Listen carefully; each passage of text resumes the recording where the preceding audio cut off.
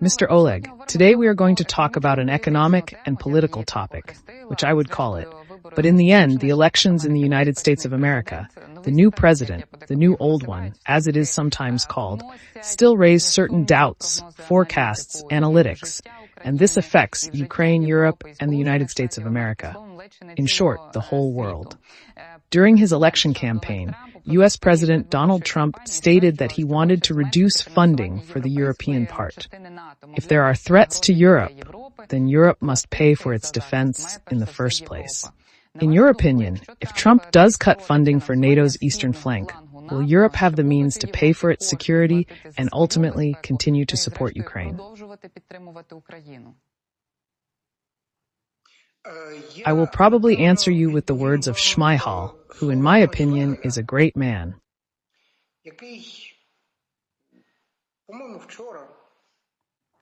Said yesterday that Ukraine's financing prospects for 2025 are 100% closed.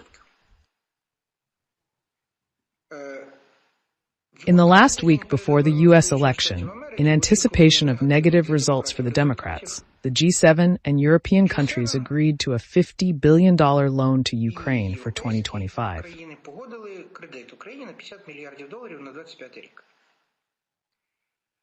Of the $50 billion, $35 billion is the European part, and $20 billion is the American part. Loan repaid from Russian assets. A loan that fully covers Ukraine's financing needs for 2025. Therefore, Shmyhal quite reasonably stated that everything is clear for Ukraine in 2025. Why did I remind you of this now in response to your question? The 25th year for Europe is seen without any fundamental changes in terms of policy towards Ukraine, as far as security issues are concerned. Because as long as Ukraine is at war, Europe can feel more or less at ease, already in 2025, in terms of concrete actions from the dancing Trump.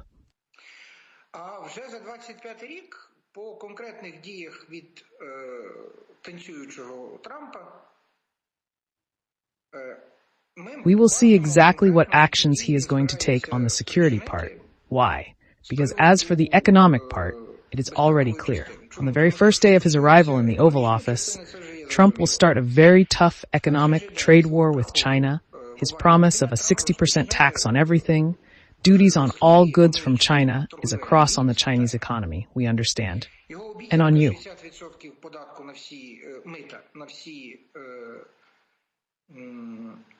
And if a 20% duty on European goods is imposed, and Germany is already actively pushing the idea of a 10% duty on high-tech European goods, which is theoretically accepted by European business, then this is death for the entire volume of this.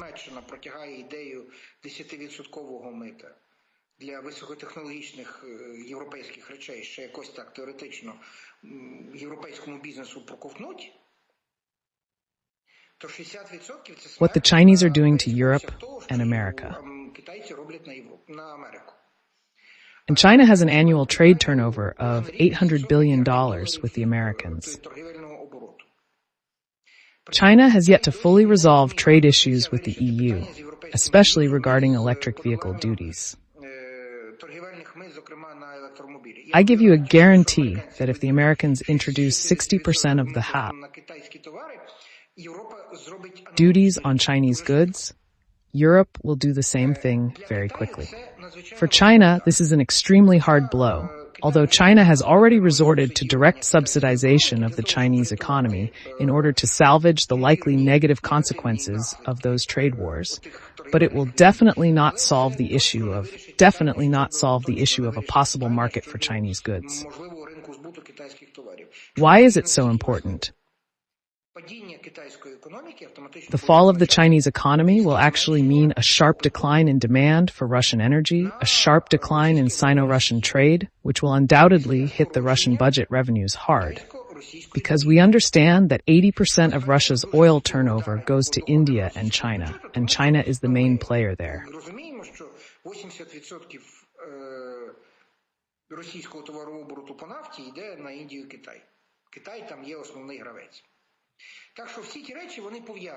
These factors are connected, and with Russia's economy stagnating, Trump's actions will be a significant signal.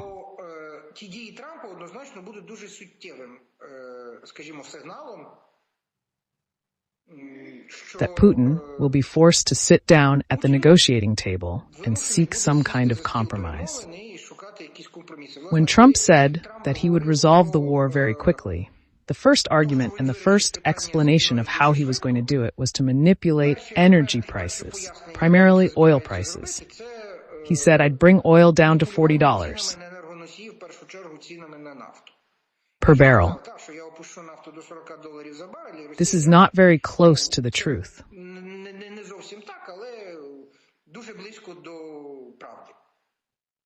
So the American economy is actually looking forward to Trump quite seriously.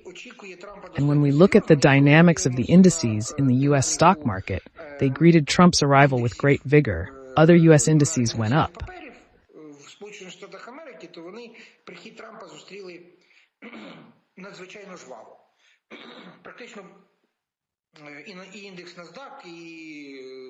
So let's see. You see, in reality, the question of war is a question of resources. The question of war is a question of money. We are now talking about the global economy. We are talking about whether the European Union will be able to help Ukraine, how it will work. We keep forgetting that Ukraine must first of all rely on its own resources.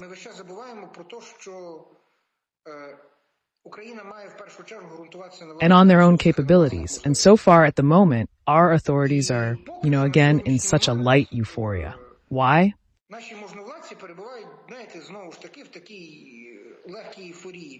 If Trump comes in and we're given $50 billion with a 2025 shutdown, there's no need to overstrain, seek new sources, or worry about economic booking. Everything will be fine. The money will come.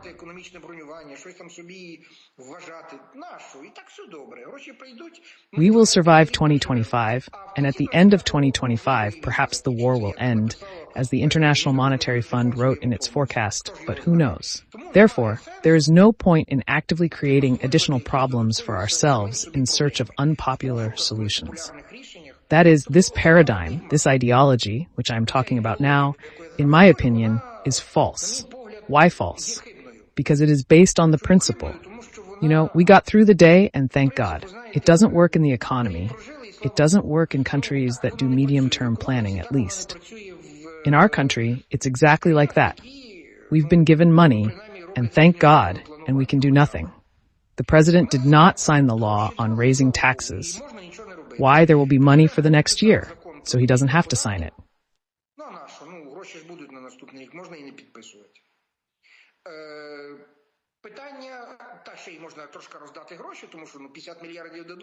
The question is, you can also give away a little money, because if they give 50 billion, there will definitely be some 20 billion hryvnias to give to people. Moreover, it's definitely a positive thing, and you can promote it quite actively. And why not? So this is what we have in Ukraine now. I mean, probably in the current situation with economic models, by the way, you have noticed how the booking statements have changed, right? There will be no economical booking, but an additional criterion will be added to the existing model. Why do this when there is already money? In other words, the economy does not need to work more actively. It is enough for it to work as it is.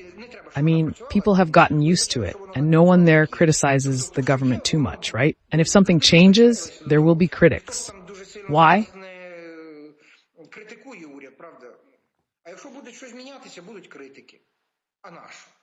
Let's live the way we are living. If they still gave us money, I would say, a conciliatory position, a passive position, I would say.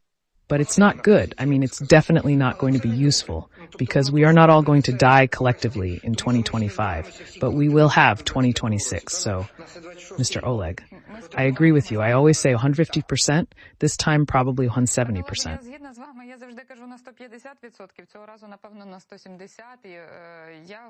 Before returning to American politics, I want to continue discussing this important topic. In your opinion, aside from tax hikes and economic reservation, What other factors could strengthen Ukraine's economy from within without relying on external aid or loans? Відверто дуже і дуже мало підвищення податків, можливість економічного бронювання тощо.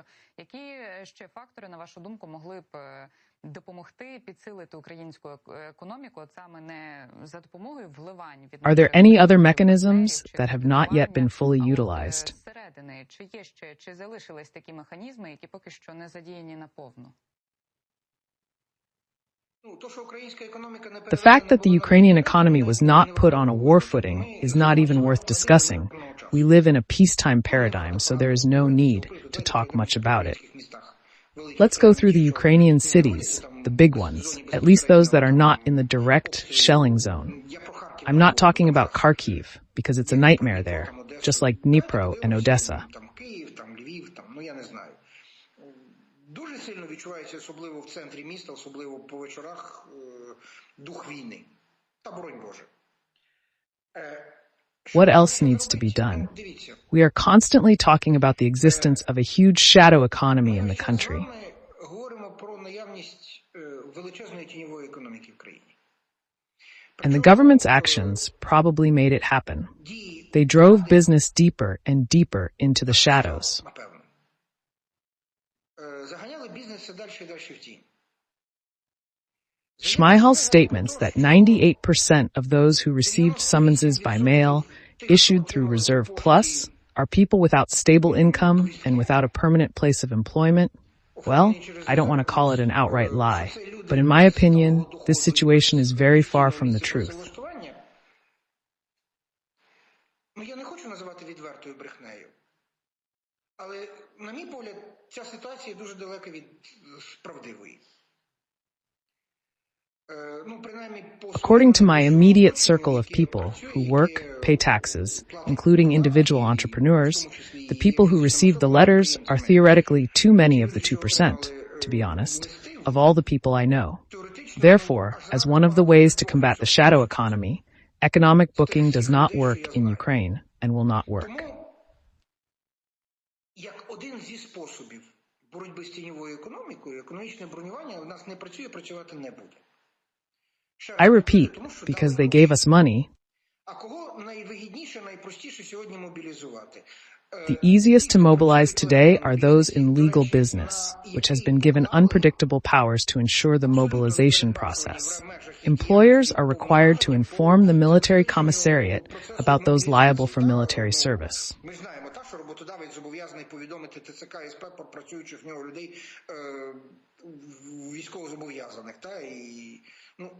That is, at the moment, business has been given powers that it should not have to bear. It should work legally and pay taxes, ensure growth and results of its activities, everything. It does not have to ensure mobilization. This is one point. The second is that we are now periodically hearing certain statements from representatives of the Verkhovna Rada about very interesting methods of accumulating funds for the budget.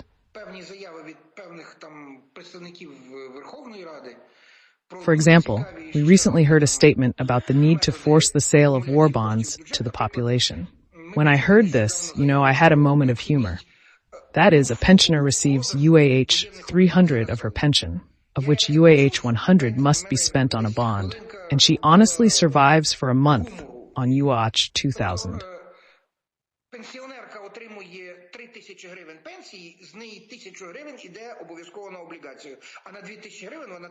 Is this a mechanism? Or in relation to whom is this meant? Those who already pay taxes. So we don't seem to be signing the military tax now, but we will take war bonds from people for 1,000 hryvnias. No, really, we are conscious people. We know what we're talking about.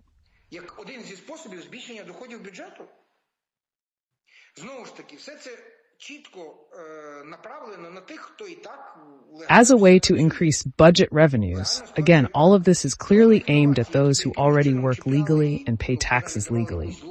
We did not see any innovations that would somehow catch the eye and at least give some logic for bringing 45% of Ukraine's shadow economy out of the shadows.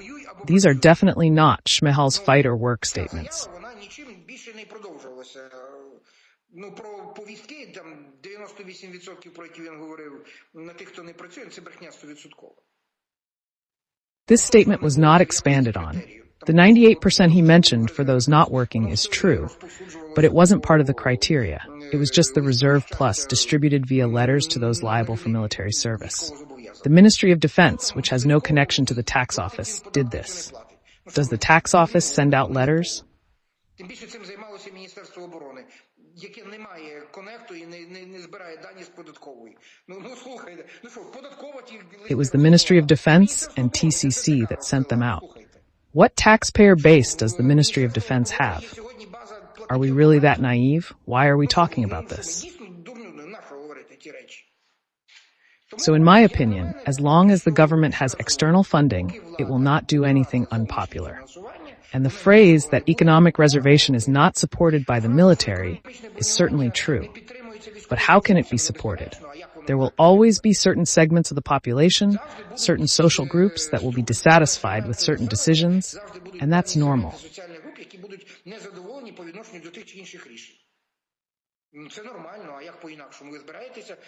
How else are you going to make decisions in a society that consists of different views, social groups, and pluralism of opinions? Well, there will always be dissatisfied people. But how else? So I say again, do not expect any changes now and in the near future, in 2025. But maybe something will change. When Trump changes something, when Trump starts to put pressure, some problems will begin to arise. What is the question? The issue is that even if you have money, you can't buy a weapon. In order to buy a weapon, even if you have money, you need the permission of the country that produces the weapon. And we have already made it absolutely clear. There are no weapons in Europe. The European Union's arms factories are operating at full capacity.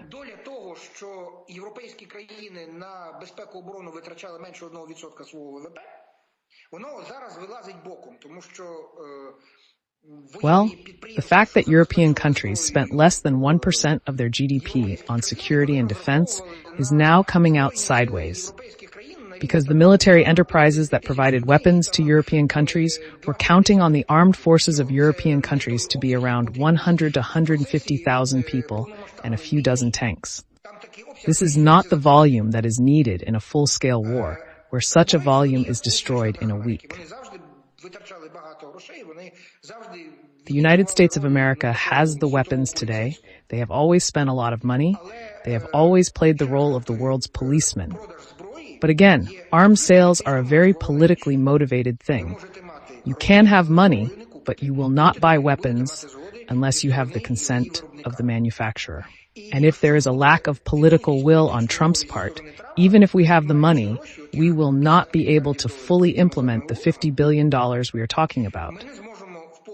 I'm not talking about using these weapons for long-range strikes or some other things that are essential to ensure balance at the front.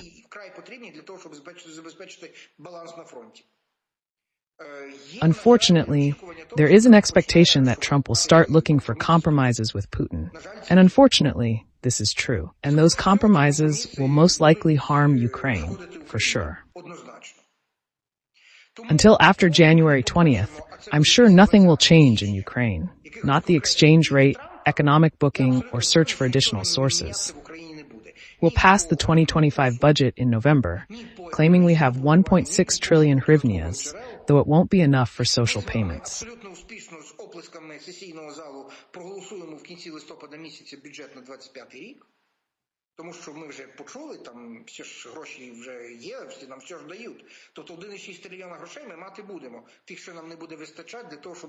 We are postponing all the rest for next year to see how the new U.S. administration will behave.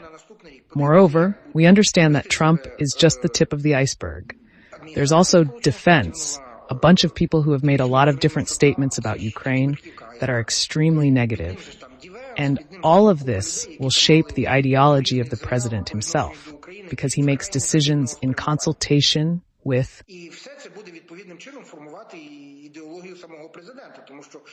his advisors on international security, domestic and financial issues. So, Probably by February, we will have a timeout that will take place in Ukraine in a completely calm manner. There will be a magical distribution of 1,000 hryvnias, Ukrainian cashback, and people will talk about how we overcame the domestic shadow economy by issuing summonses to non-workers. And we will all believe and keep quiet. They will give us money, everything will be calm, and in February we will see what happens next. That is my forecast for the next few months. А в лютому місяці почнеться дивина, і подивимося, як воно буде далі. Тобто такий мій прогноз на найближчі декілька місяців. Mr. Oleh, I agree with you again, but you know, this time I will allow myself to say something. I hope that these predictions will not come true, and that we will somehow manage to turn around the situation we have now, at least through talk and publicity. But still, according to you, it remains an alarming situation for our country, for Ukrainians, first of all, especially given the internal and external factors. But thank you for this conversation. Thank you for, yes, a little argument from your side, of course. Yes, you remember the reaction of one of our ministers responsible for information policy to the European Union's proposal to replace the information marathon with a pluralism of opinions in the information space. It was said clearly, no, we will have a marathon until the end of the war. This is about the desire to listen to public opinion and seek compromises on different opinions in society. Unfortunately, I think I would also really like my predictions to not come true. Mr. Oleh, when you mentioned war bonds, you referred to a moment of humor. I think the whole of Ukrainian society is experiencing a similar moment, laughing and believing in the best, like Lesya Ukrainka, instead of crying. Thank you for your analysis. Oleh Pendzyn, Executive Director of the Economic Discussion Club. We were really laughing to keep from crying. But you see, there is little funny in the situation we have now, more than 2.5 years after the start of the full-scale invasion.